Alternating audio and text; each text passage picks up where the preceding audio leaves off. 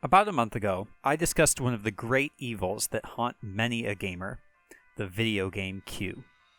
The collection of all the games we own but have not yet played. At the end, I posed the question of how we can solve the problem of having a queue.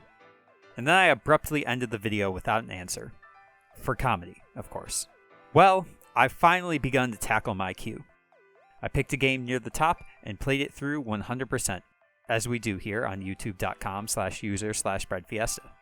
After I play a game, or watch a movie, or a TV series, I like to debrief. Whether it's through art, a video, or even just jotting down ideas in a notebook to sort out my thoughts. In this case, I'd like to give a review of the game that I just played. The first on my journey to defeat my queue and to distract myself from the terror that I regularly feel regarding applying to grad school.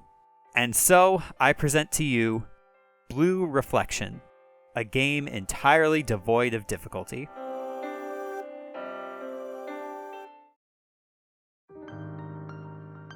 Blue Reflection is a 2017 JRPG developed by Gust and published by Koei Tecmo for the PS4, Vita, and Steam.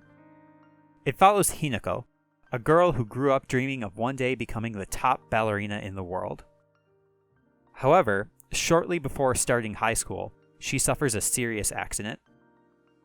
This accident not only delays her school attendance, but also leaves her with a permanent leg injury, meaning she will never dance again. When she finally does attend school, she is approached by a former middle school classmate who recognizes her from her ballet.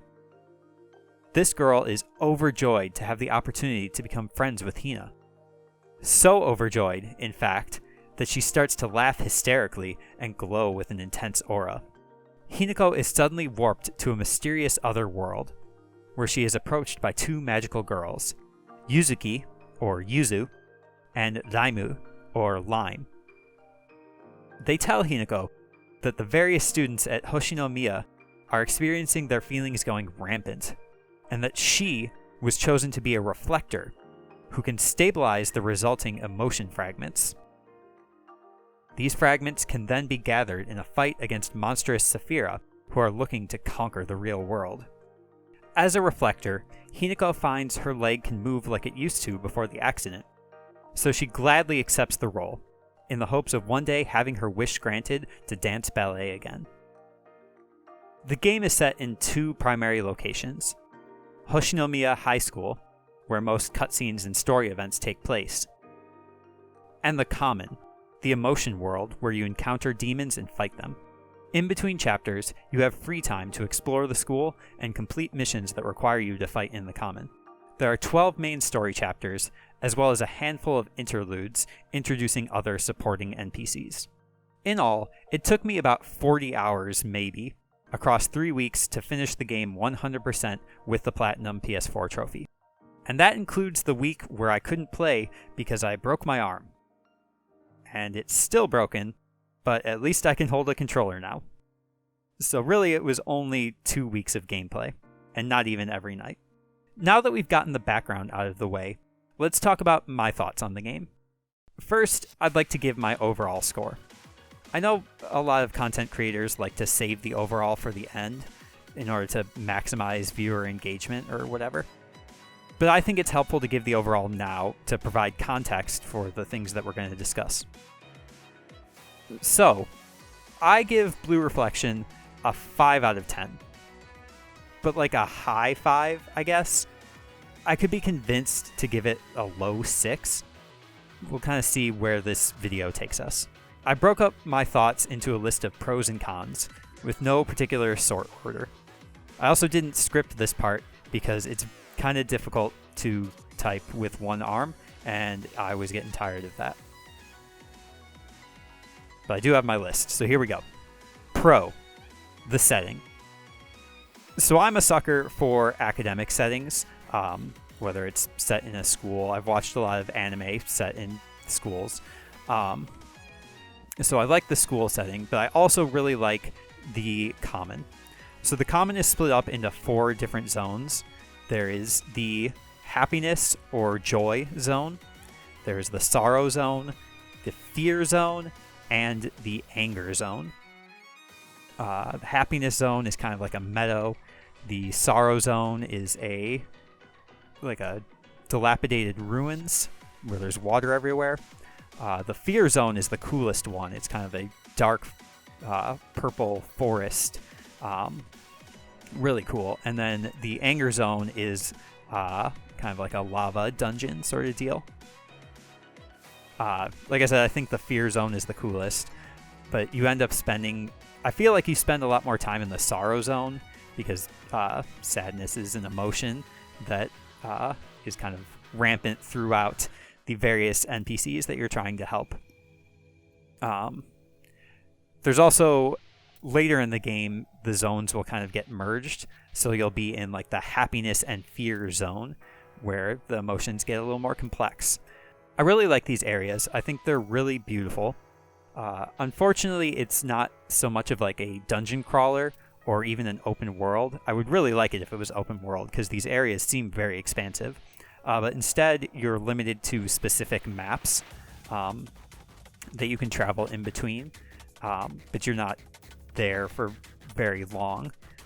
You enter the common, you complete the small quest that you've been given, usually just to pick up a certain number of items or defeat a certain number of enemies, and then you leave. So you don't have a whole lot of time that you spend there, which lends itself to the smaller maps that you visit. Piggybacking off of that, another pro would be the music. So the music that accompanies not only the common zones, but also the battles is really tremendous. I think music can really make or break a game. And in this case, it makes it. The music is phenomenal. I'll probably have it playing kind of behind my commentary here. There's a lot of ambience, as 2012 breadfiesta would say. It really lends itself to kind of, even in like the fear and anger zones, like it's a very peaceful sort of mood that overcomes you, but you really get the sense of just like there is an undertone of fear or anger or anxiety that sort of lingers beneath the music. The battle music is very active. There is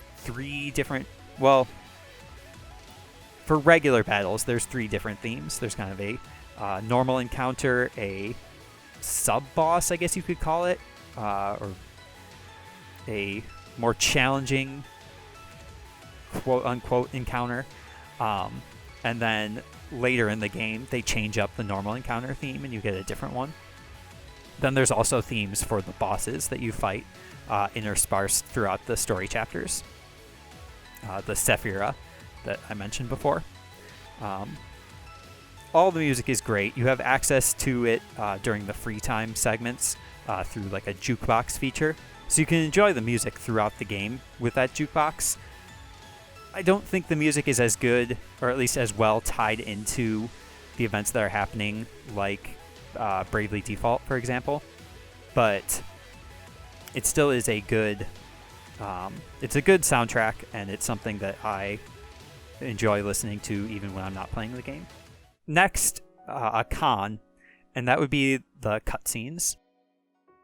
So this is very much a story-driven game, and you spend a lot of time in cutscenes, like a lot of time, especially compared to in the story chapters, compared to the amount of time where you're actually in the common doing battles.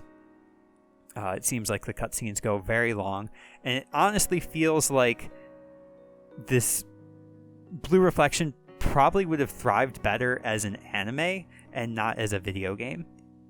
Because with the kind of like 12 chapters, it feels like it's, a 12 episode anime, just a single season.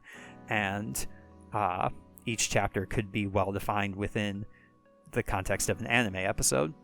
The game is not dubbed, so it's only in Japanese, and there are subtitles, which is not a positive or a negative for me. I don't care either way. But the cutscenes do seem to last a very long time. And there are times where you'll be thrown into cutscenes without having a chance to save beforehand. So you might be thinking like, oh, I'm just going to, finish up this mission. I'm going to report my mission activity and then save the game and go to bed. But sometimes you'll report your mission activity and then be thrown into 15 minutes of cutscenes, and you're then sent to the common where you're not allowed to save the game. So that was kind of like a something I didn't like. That happened at least once near the end of the game. But the cutscenes that's where the story is, obviously, and they last an uncomfortably long amount of time. That being said, if Blue Reflection were an anime, I still think I would give it a 5 out of 10 on like the My Anime List scale. Maybe again a low 6, but I really don't think so. I think it's still a 5. It's okay. One thing that's kind of weird about the cutscenes is the animation. There's a lot of like motion tweening that you would kind of expect from a like surreal animation video on YouTube and not from a professional video game. Once you notice them, it's kind of jarring and it's hard to not notice them in the future. But otherwise, it's fine. The animation is generally pretty good, and especially in the settings, the graphics look really beautiful. It's just those cutscene animations, which are sometimes kind of weird. It's hard to really say more about the cutscenes without giving away any spoilers, but it's not well balanced between gameplay and cutscenes, I would say. Which for an RPG, you kind of want to play the game more than have someone like talking to you. And so that's where I would say the pro to balance that con would be in the free time segments. The free time is where you have the various side missions that you can complete. You can jump into the common. And this also gives you an opportunity to have little sub-events with the various supporter NPCs in the game. And these sub-stories give you more character development to these characters, as well as to Hinako. So I think those are pretty good. One thing I will say is a neutral is that the game does have fan service. There's not a lot. It's rated T for teen, but there are like fan service-y elements to it. So if that's not your thing, then whatever. If it is, then also whatever. It just is a thing that's there. And I guess worth mentioning. But the free time being able to actually go into the common and play the game is good. I like it.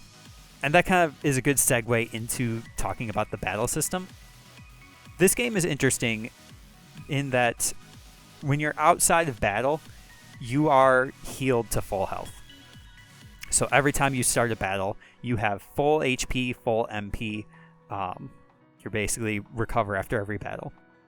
I've only ever played one game, or I guess I've only played one other game that did this, and it was another RPG called RFL. And I feel like I'm going to make a few comparisons to RFL here, just because of this particular battle mechanic. I think RFL is a better video game, but it's worth mentioning that healing after battle, I think it's interesting because it doesn't require you to manage your items in the same way. Like, you don't have to have like healing items always on hand, and you don't have to manage your MP for healing outside of battle. I think it also, by being healed at the start of every battle, it encourages you to use more skills, because there's less risk, because your MP will be replenished. So I would say the healing after battle is neutral. I think it's interesting because it's different than a lot of RPGs, I think, in that you don't have that item management. You have more opportunity to use skills. A pro with the battle system is the timeline. I'm very much a fan of transparency in RPGs. I like the way that Bravely Default does it, where you have like a whole screen during battles dedicated to just seeing your stats, as well as seeing your opponent's stats. So you can infer a lot about the battle system and a lot about how your stats will influence the battle based on that information. In this game, the transparency comes from the timeline, which shows you when your turn is happening, basically, like who's attacking next. So you can see, your party, and then one of the enemies, and then the next person in your party. I feel like there's not a lot of games that really show you the turn order. RFL is one of them. One of my other favorite RPGs, Evolution Worlds for the GameCube, also does that. It's one of the problems that I have with the Bravely Default 2 demo. I haven't played the full game. I've only played through a little bit of the demo. But that game does not tell you the turn order, so it's very difficult to kind of infer, to put together a battle plan if you don't necessarily know who's going to be attacking first and who's going to be attacking next. So I very much like that transparency of the timeline. And Blue Reflection really plays into that timeline by having attacks that affect it. Whether it's attacks that place skills on the timeline, so they get triggered on a delay, or skills that affect your opponent's place on the timeline by knocking them back, or moving your own place on the timeline forward. So, or even high-risk attacks that move your opponent's place on the timeline forward in exchange for doing a lot of damage or piercing defense. So I think the interaction with the timeline is really a pro. It's really kind of like the key part of the battle system.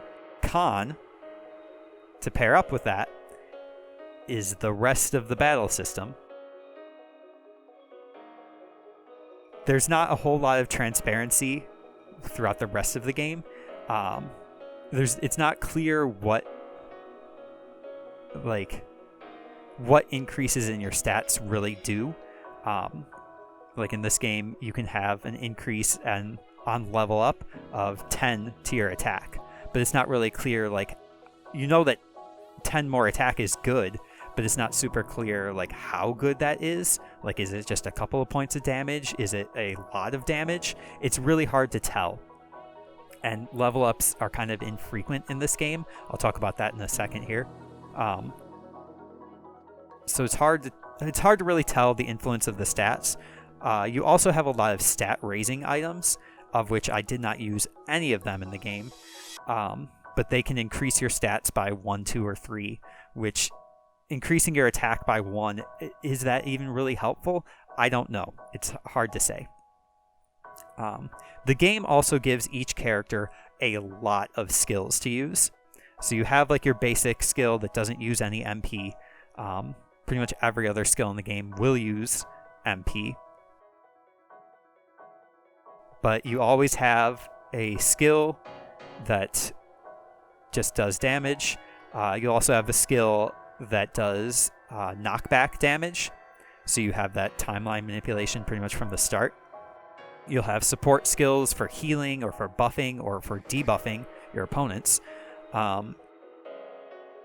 You have a lot of skills, and you gain more skills depending on how you level up, whether you put extra points into attack, defense, technique, or luck. Those are kind of the 4 different stats there. This game also does, it associates critical hit rate with speed, which is something that it feels like all RPGs make this mistake. Pokemon did it in Gen 1, and they realized it was a bad idea, and they separated out critical hit rate from speed. But it feels like every single RPG has to go through this phase where they decide to associate speed with critical hit rate with speed. RFL did it to a detriment, to the point where if you level up your speed enough, you can end up with a 100% critical rate, which is just broken. This game does it as well. Although the stats, it's interesting because when you level up, you can choose to, you have a base amount that you gain for each stat, but then you can choose to level up either attack, defense, luck, or technique, one of those categories, and it will add extra points to that stat. With defense also influencing HP and luck also influencing MP. What's interesting though is that when I was leveling up my characters, I put the most attack points for Yuzu, who was also the fastest character, so I figured having her go first and be able to attack right away, I thought that was good. But even though I had put the most attack into hers, her attack was still less than all the other characters. Even Hinako, which I did not put very many attack points into her level up growth. I'm not using very sophisticated language here. This is the curse of not scripting this part, but it was just interesting that your choices don't seem to affect the character's growth all that much. But Yuzu will very likely be the character that is the fastest, I think, regardless of how you allocate level up points. And I found the characters kind of falling into very well-defined roles, such that Hinako, who is the main character of the game, I almost never attacked with. Hinako was pretty much always either buffing the party or healing the party. And usually not even healing for HP, usually healing for MP. Most of the damage was done by Lime, who has the highest attack stat by a significant margin. And this actually plays into the fragments that you get through the story. Fragments you assign to your skills, and they influence what the skill does, whether that's increased damage, increased knockback, whether it drains your other battle resource, which is called Ether, which Ether can be used to also give you more attacks per turn. It can also influence your ability to guard opponents' attacks, recover your own HP. So there's a lot of little bits to the battle system. But speaking specifically about the fragments, I had assigned my fragments in such a way that pretty much all the attacking fragments were on Lime, because she was the one dealing, even before I had very many fragments, she was doing the vast amount of damage. And so by the end of the game, and this leads me into the kind of biggest con that I have, the biggest kind of drawback that the game has, which is the difficulty.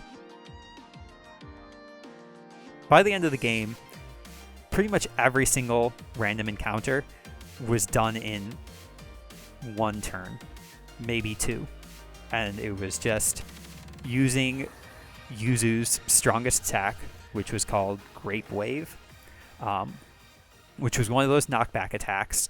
But because Yuzu's critical hit rate was so high, pretty much every single attack was a critical hit, and it hit all enemies. So when I'm able to critical hit all enemies for enough damage to kill them in one turn, it basically negates random encounters. They're just getting in the way of the items that you need for crafting, which is another con. Add that to the list that I forgot. In fact, I'll talk about that now. So there is a trophy that you have to get in the PS4 version called the Able Creator, which is just crafting all the items. This game has crafting, and the items that you craft are basically those stat enhancing items that are worthless, and I just never bothered using because they weren't important. But each enemy will drop items that you can use for crafting, and it kind of feels like you do these random encounters pretty much just for the items. And that's because experience and level ups in this game are tied to story progress. They're not tied to random encounters. The maximum level in the game is 50. 25 of the 49 level ups that you'll get in the game are associated with a single quest that involves interacting with the supporter NPCs and doing their sub-events. So you can do those at any point in the free time. You could save them until the end, or you could just front load them. And if you're not paying attention to your level, or if you're not paying attention to how kind of the level ups work, then you might end up, like I did, kind of front loading those and then being over leveled for the whole game. The other 24 level ups are associated roughly 2 per chapter. So by the time you reach level 12, or chapter 12, you'll be at max level. However, the minimum level that you need to beat the game, that before the game will let you progress to the final chapters, is 45. So you'll still need to do, 20 of the 25 levels worth of sub-events. And at that point, why not just do the last 5? So you still have to do them. The game intends for you to space them out more, but why? The problem with this is that because you become over-leveled, the game is easy. And it's even easy despite the over-leveling, I'd say. About Chapter 4, I switched the game from normal difficulty, which is how I usually play games on the first playthrough because I'm a casual, and I switched to hard because I realized, I was not feeling challenged in the battles at all. And switching it to hard, all it did was increase the enemy's stats just a little bit, which is a very weak way to handle, this sort of RPG difficulty, because all it basically means is, I just need to gain 5 levels and now I've caught up. So moving it to hard difficulty almost encourages over-leveling. But even doing that, even moving it to hard difficulty, I still wasn't being challenged. I would argue that there are only 2 battles in the entire game that could be considered even remotely difficult. Most battles in the game, you don't even take damage. There was a boss in the game that I was able to defeat without taking any damage, which is so absurd. Like, the knockback, the timeline mechanic, which I talked about as a pro, is kind of broken. You can just continue to knock back your enemy. At some point, they become resistant to it, but you can still do enough damage, especially with consuming ether to give yourself extra attacks, that you can just wipe out even a hard difficulty boss, late game hard difficulty boss, without taking any damage. It's wild how easy this game is. Like I said, there's 2 battles, maybe 3, maybe the final boss, I guess, but not really though, because games don't tend to make the final boss very difficult because they want you to beat the game. So it's usually like the second or third to last bosses, which are the most difficult. But in this case, it was the final battle for the sub-story for the character Mao. That was the only battle where I actually died in-game. And to say you die in-game, the game goes out of its way to eliminate risk for the player, to the point where it's almost subversive not in a good way. Hinako will actually ask Yuzu and Lime about things in the world, like, what happens if we get defeated in battle? And Yuzu and Lime will actively wave away any of the risk and be like, we just get knocked out of the common, so we can just go back in. It doesn't affect our real world selves in any way. We won't be injured. So it actively removes any sense of risk. And when I died in that one battle, which I died 5 times, I just was sent back to the beginning of the area. So all I had to do was just walk back and start the battle again. And really, that battle, I couldn't tell whether I was underleveled because it was real late in the game. And I'm not sure if gaining the last few levels would have really helped. So there was just a little bit of luck to be able to soak up the damage and kind of use my skills in the right order. But yeah, there was that battle that I would say was the closest. That's the battle where I would say it was actually difficult. There's also a secret boss, which I'm not going to say how to get it. Maybe even saying secret boss is a spoiler. But that boss had a skill. It was very easy until about halfway through, where it used a sort of a reaction skill. Basically, like when it was at half HP, it used its turn out of order to try to do like a party wipe. Luckily, all my party survived, so I just had to play a little bit of catch up to get their HP back up. But otherwise, it was still not terribly difficult, but probably the closest thing because I had characters who almost fainted. So, yeah, generally you can go through the game without taking any damage, and it's not really that big of a deal. Which means that you're doing the random encounters not for levels, but for the Able Creator trophy. And if you're playing through the game a second time and you've already gotten that trophy, then there's really almost no reason to do the random encounters. Like, you can pick up those crafting items and improve your fragments, but the fragments don't even really help that much. Like, there's probably only, I don't know, low double digits amount that really matter, and they're the ones that increase your attack damage and the ones that decrease your opponent's defense to basically let you do more damage. Those are the only ones where I'd say maybe the ones that increase your own attack, which again just lets you do more damage. Those are really the only fragments that matter. So there's just a lot in the game that does not matter, and it's because of the game's lack of difficulty.